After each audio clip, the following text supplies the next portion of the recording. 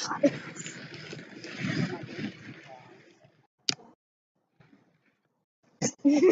I'm sorry.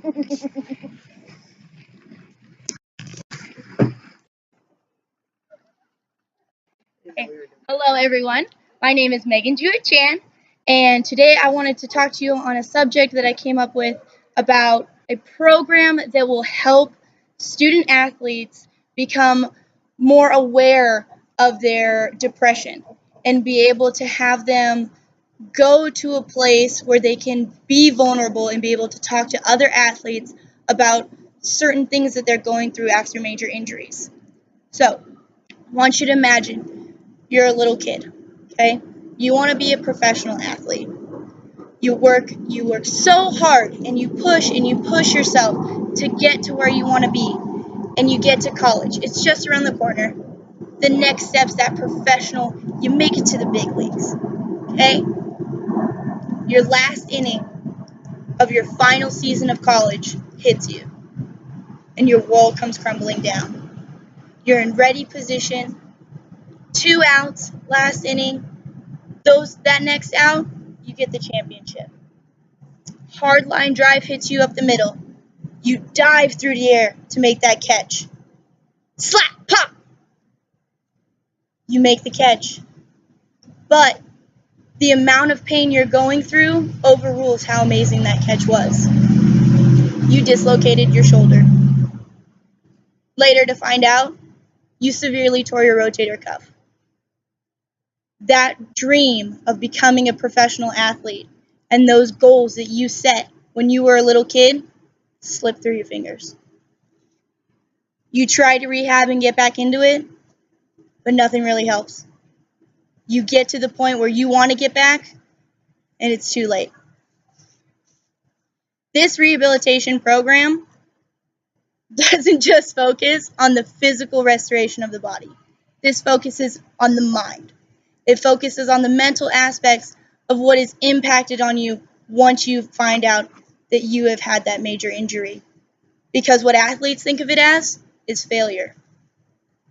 Although athletes want what's best for their team, they really need to take a step back and look at what's best for themselves as well. I found women tend to deal with depression a lot differently than men after a major injury. Injured student athletes who have a problematic psychological response to injury tend to not seek treatment because they see it as a failure.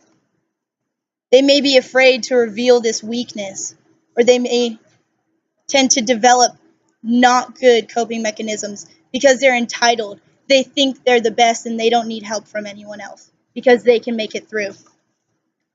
Women tend to have more severe impacts of injury. In 2016, a study showed 30% of female athletes suffered severe signs of depression, where 18% of men did. Self-loathing and failure is the number one thing that women endure after a major injury. We have so many people that we look up to, and those people are our major influences. And once we get injured, we feel broken and become a failure in their eyes. Nobody wants to be a failure in their hero's eyes. Now, for men, the NCAA cover, I'll show you guys here in a second, the Mind, Body, and Sport, and it's all about supporting mental wellness in the NCAA. And I'll pass that around in just a second so you can see it even more.